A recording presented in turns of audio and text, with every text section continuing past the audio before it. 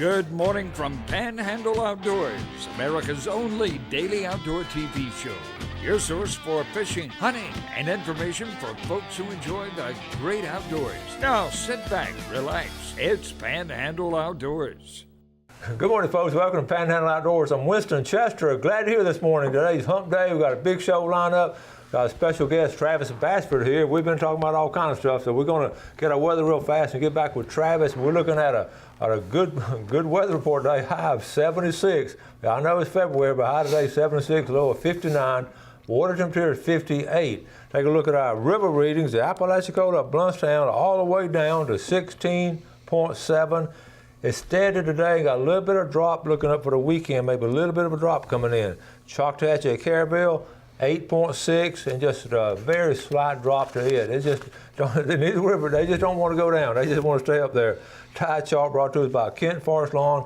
Good strong tide today. Today is the February the 6th. Good strong tide today and tomorrow. Lows this morning, 7:26, and high this afternoon at 9:56. Marine forecast be southeast at about 3 to 5. Not much of a breeze today. So let's take a break. We'll be right back.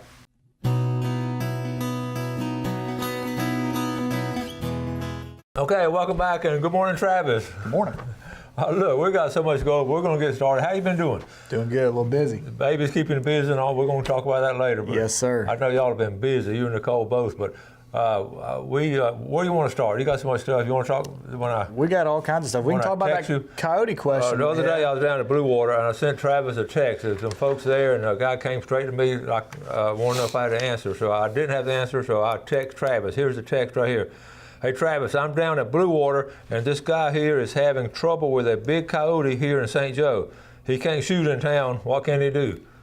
Okay. There you go. So I mean, you were busy at the time. I was a little busy. Yeah, we had a call there, but anyways, I got back with Coach, and you know, if one person asks a question, there's probably several that have that same question. So just going over that, you know, cities have ordinances against discharging a firearm in the city limits, so you can't go out there and shoot the coyote if you live in the city.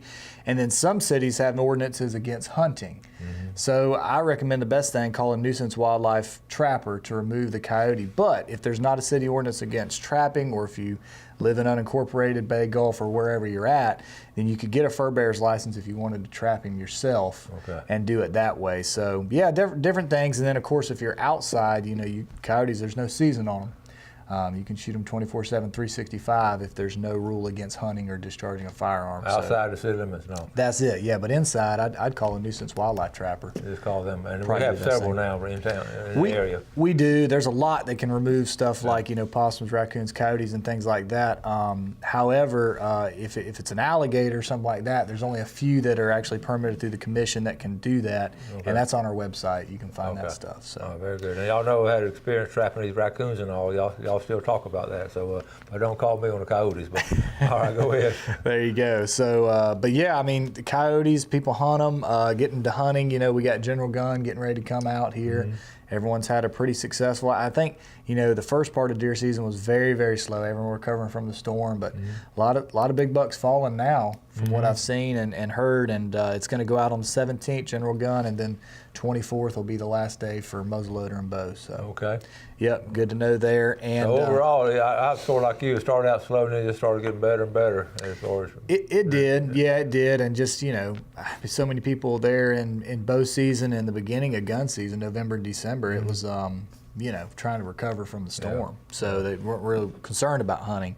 And then, I mean, we can go ahead and, if you want, talk about, we got a big workshop coming up. Let's talk about that. That's important. That's tomorrow, right? There you go. It's going to be tomorrow, and it's for Bay Scallops in Port St. Joe. Basically, it's a public workshop. They want to get stakeholder input, and then also share some stuff. FWC biologists will be there. Mike Norberg, who's been on the show before, he'll be there.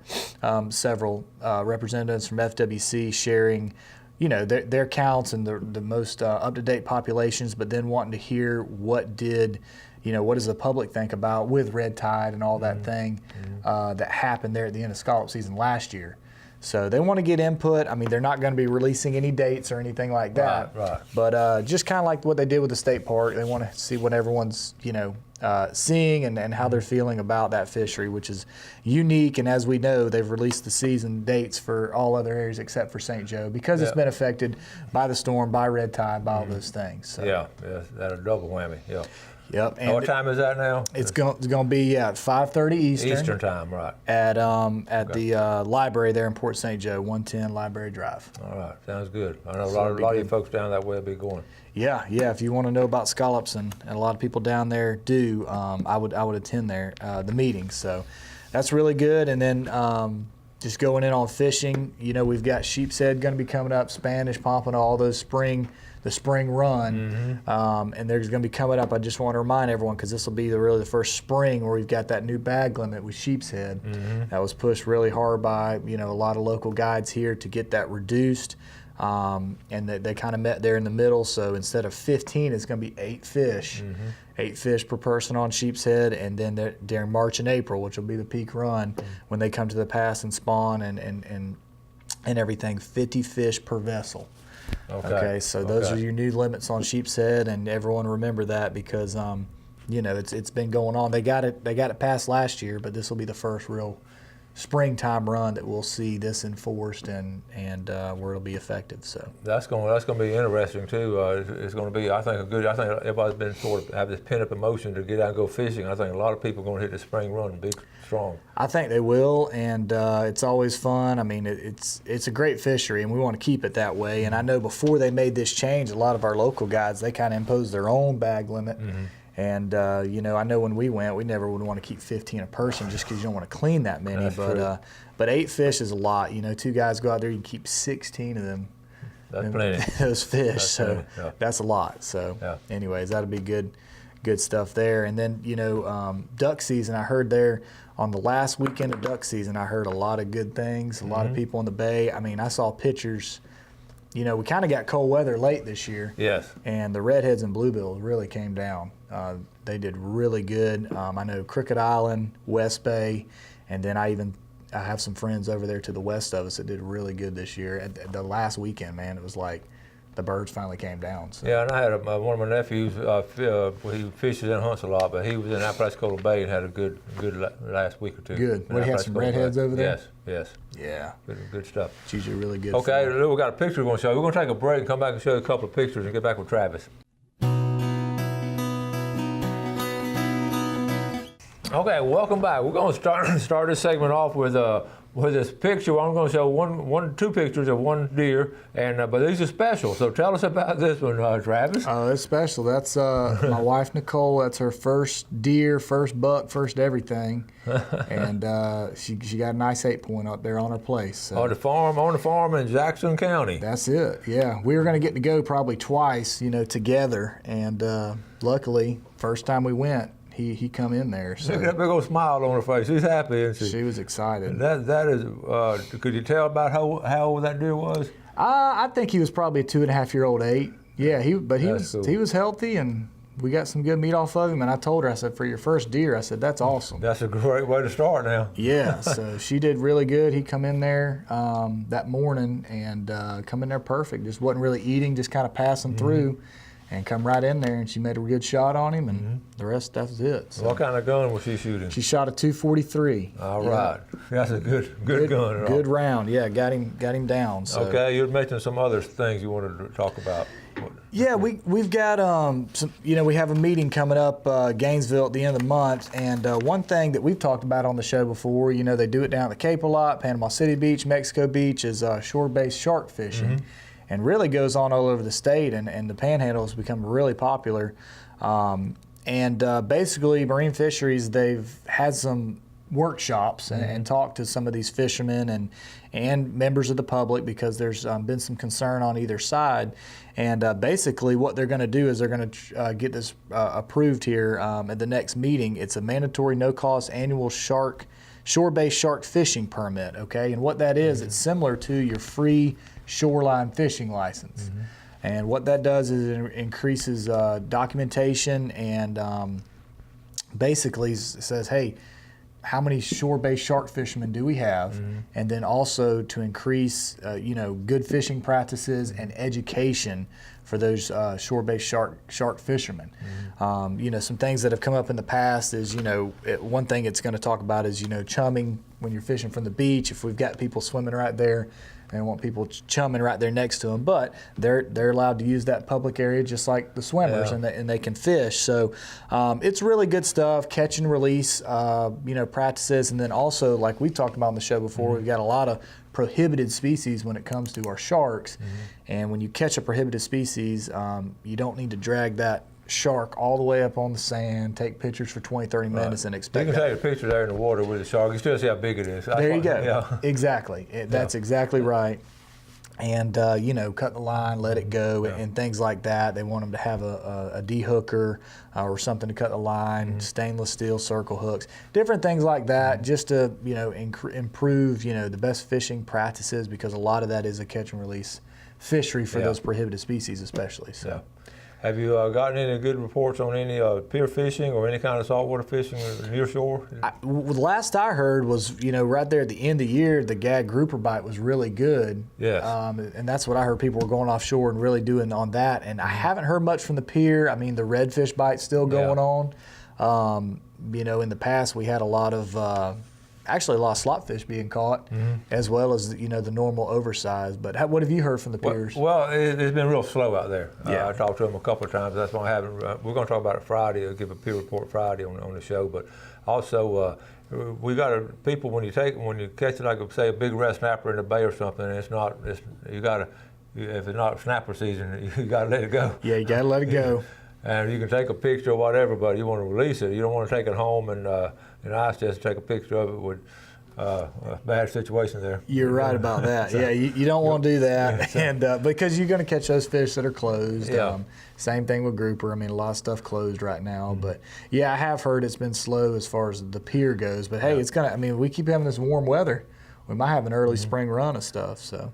I was telling Bill and Alan, and I were talking about it. The squirrels got a break this year because a lot of people didn't get down the river and get a squirrel hunt. So we're going to have a huge population of squirrels next year. You're right. We're going to have a bumper crop there. And what about your folks up there in Jackson County with the dove season? I know it got messed up. So whatever happened on it? It did. I tell you what, it's been slow last several years up there. I think just because so many people are planting peanuts and the birds are getting spread out. But right before the storm, I went up there on one of our fields and I counted, I think, around 50, 60 birds, which normally for us to have a good shoot, there'll be hundreds out there.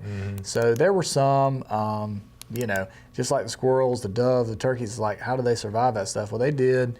Yeah. And, we were going to we thought about having a shoot, but again, the numbers just seem to be down, you know. But I mean, next year, all those things really didn't get hunted, so maybe we will have more, coming into that. Well, it's been exciting. I know y'all are doing the same thing. We're all doing the same thing, sort of in a rebuilding process, and but each day we're making progress, and but you see more and more people getting outdoors a little bit more and more. Are you seeing that? We are, definitely, From November, December to January and now into February, we've seen more people getting out and a lot of people fishing too. I was going to tell you, a lot of people catching trout up there at Deer Point Dam too. Yeah. So we're seeing a lot more activity. And, y'all made some good cases too. We can't talk about all the cases. We got 3 or 4 cases a month. We're going to pick out 1 or 2 of them, but he's told me several already. I just shake my head. I just said, well, we're going to take a final break. And before we do that, we got the Bay County Job Fair. I do want to mention that Alex Murphy with Haney that comes on the show on occasion sent me this and please announce this Saturday, February the 9th from 10 to 1 at Gulf Coast College is a job fair, and they're looking for a lot of folks need help. So don't forget that. Okay, let's take a break and we'll be right back.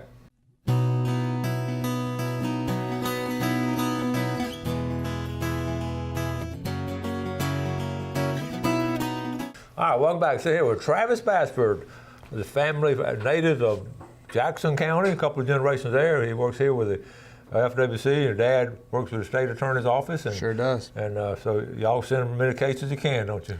We do. And one thing on that real quick, we were just talking about it on the break, the storm stuff's over with. We're trying to clean up those debris trucks. Those guys have been working their tails off trying to clean up the town. If y'all see somebody out there that's dumping, roofing material, construction debris, stuff like that on our roads or on people's private property, please call us, call the sheriff's department so we can take care of those people. We're trying to clean up, make things better. If somebody does a roof or a demo job or something like that and they've got debris, that stuff needs to go to the landfill. It doesn't need to go on the side of the highways. And they're paid to do that. They're paid to That's part of their price. That's part of the price. It's It haul it is. off, not And- dump it off. So yeah. keep that in mind. Yes. Real quick, the fishing game times from Blue Water Outriggers from this morning, 101 to 301. And this afternoon, 122 to 322 from our good friends down at Blue Water Outriggers. And they were, believe it or not, I was in there last Saturday, and they were just had people coming in and out. I mean, So it's busy over there. The canal is doing really good down there. They're catching a lot of fish out of there.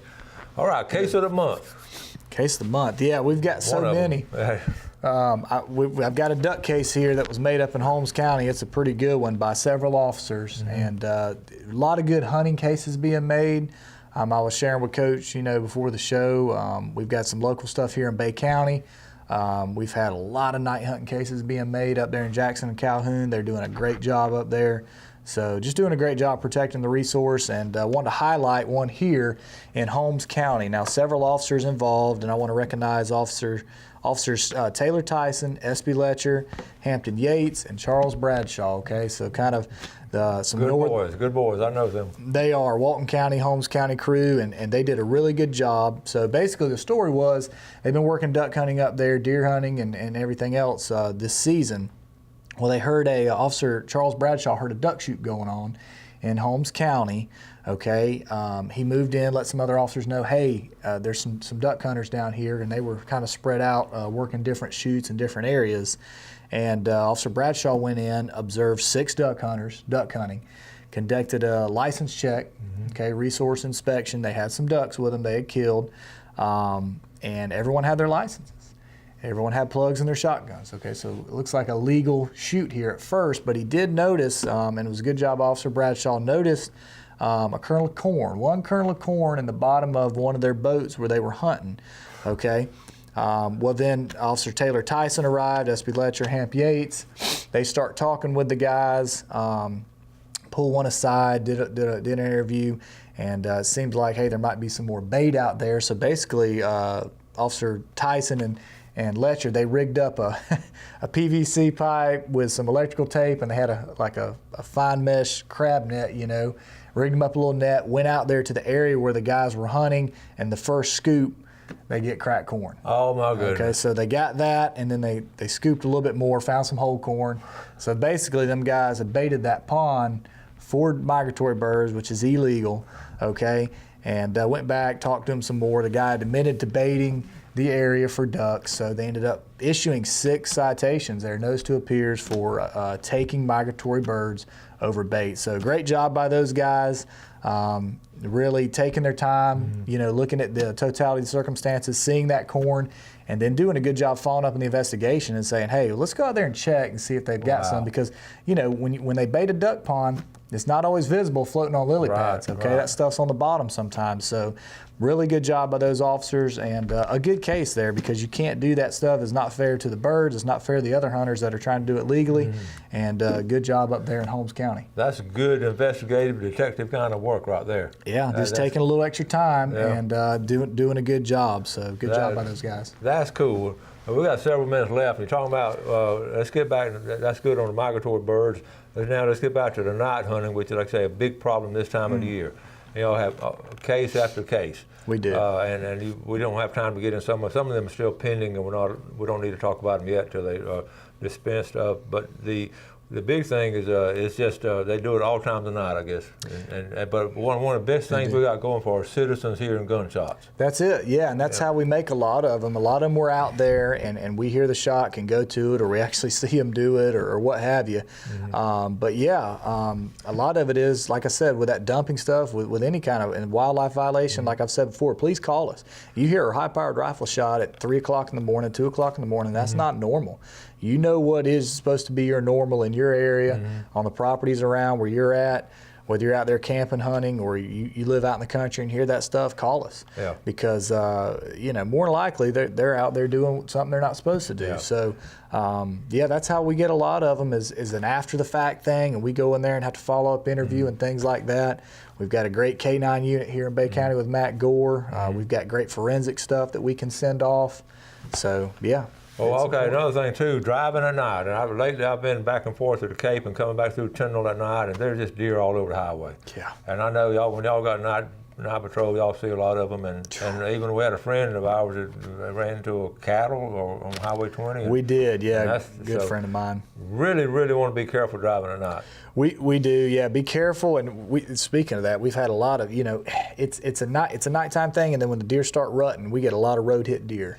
And they call, what they need to do, call you or what? Well, yeah, if you can, call Fish and Wildlife. If you want to take the deer home, for instance, somebody hits a doe, it's out of season, the deer's still alive, you call us, we'll come put the deer down, and as long as it's been hit by, road hit by a vehicle, take that deer home and clean it. Several times, let's not let it go to waste, and then if the people don't want it, we'll take that deer and donate it, because it's good meat, and, a lot of people are nervous about that, especially if it happens to be a doe. I don't want to be caught with a doe at night, but yeah, if it's been road hit and we can get an officer show up and say, hey, this deer has been hit by a vehicle, take that deer home and clean it, and let's not let it go to waste. And remember, using more if you're crossing. That's a good point. If crossing the road, uses more than one or two. I mean, it's like, slow down. And so what I did the other night, I was fascinated with those first two crossing the road. And I was looking at them. All of a sudden, the third one was right in front of me. It's just spooky. I mean, I never been that close to hitting one. They will. I've had a couple this year, just about. I mean, come right out in front of you. Yeah, just slow. If you see one, just slow down. That's the most important thing. And the plus one, there's always another one,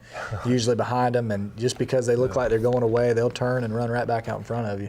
Yeah, so be aware of that if you're driving at night. And we've got about 1 minute left. Don't forget the job fair, and you got to go to work. And Nicole's staying busy too, being a mom and an officer. And she is, yeah. She's back to work, so we're balancing all that. Sometimes you'll have to work the same shift and all. We do. But yeah, she took some good time off to be with Wyatt, and then she's back and. Yeah, so y'all go to the meeting in Port St. Joe if you can for the scallops. That's going to be a good deal. So. And they're just getting input on it. This is going to be a crucial year as far as scallops and all. It is, and hopefully good. I will say this too before we leave. In Northwest Florida last week, no red tide observed at all. So that's a good thing. You can always go on our website, check that red tide report. They're still having a little bit of it in South Florida, but that's good news up here. Good news. Thank you, buddy. Yes, sir. Absolutely. All right, thank y'all for watching Panhandle Outdoors. We've got a special guest coming on tomorrow. Now, make sure you do something good today for your fellow man. Enjoy our great outdoors, and God bless. Thanks for watching America's only daily outdoor TV show, Panhandle Outdoors with Winston Chester, featuring hunting, fishing, and other activities and information to help you enjoy the great outdoors. Join us next time for Panhandle Outdoors.